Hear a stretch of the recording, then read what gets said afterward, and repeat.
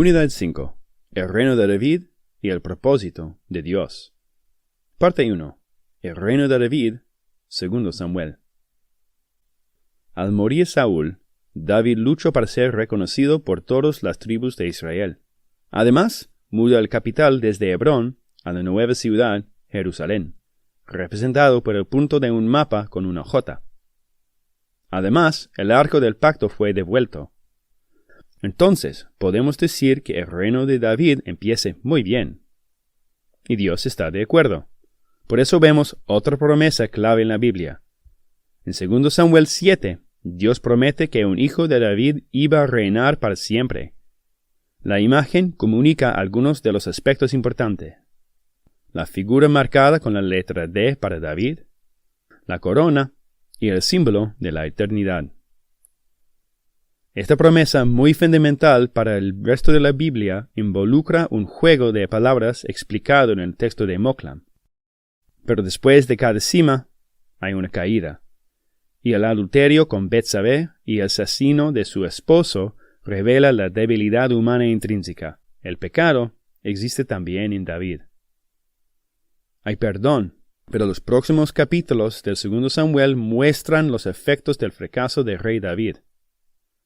Al subir al trono su hijo Salomón, tenemos la misma pregunta acerca de él que Saúl y David. ¿Cómo va a ser este rey? Parte 2. El reinado de Salomón. 1 Reyes 1 al 11.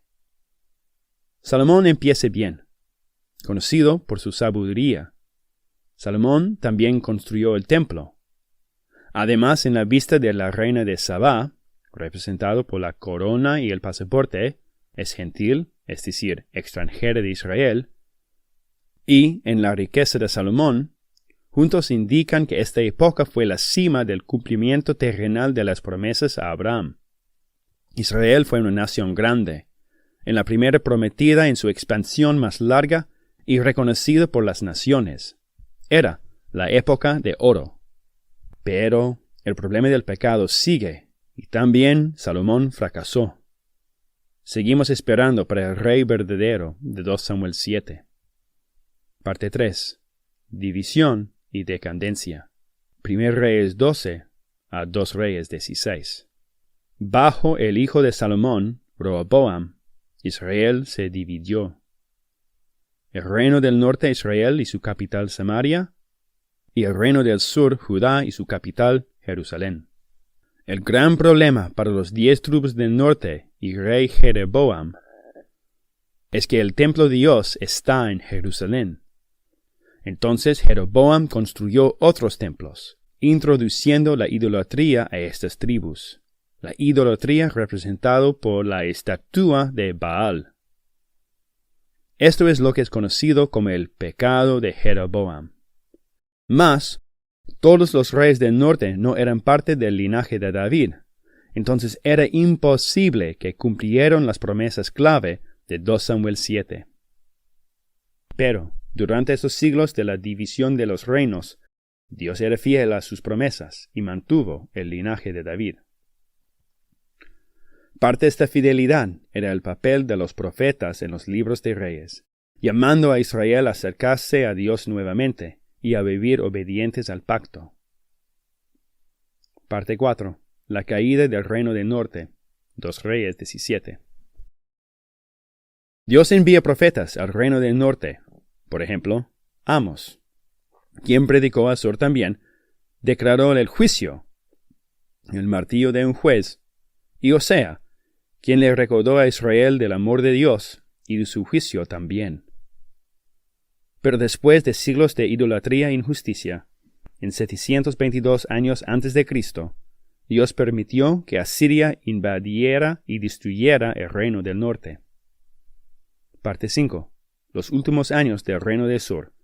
2 Reyes 18 a 25.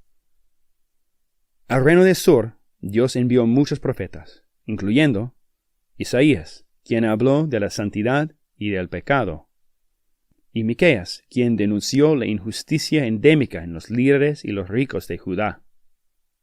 A diferencia del reino del norte, había una mezcla de reyes malos y buenos. La mayoría eran malos, como Manasés, quien hizo lo más que cualquier otro rey de introducir la idolatría, otra vez la estatua de Baal, y uno de los buenos, Josías, quien introdujo la ley de nuevo después de siglos de ausencia. A pesar de los pocos buenos, Judá seguía en la idolatría e injusticia como el reino del norte.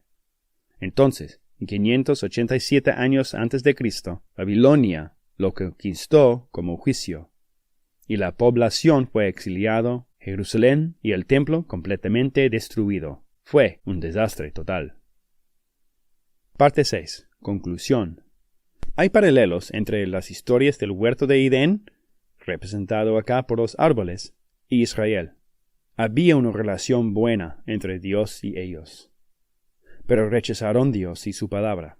Por eso fueron expulsados del lugar de la bendición. Entonces, el exilio de Judá a Babilonia nos deja la pregunta: ¿qué va a pasar con las 3 promesas que Dios hizo a Abraham?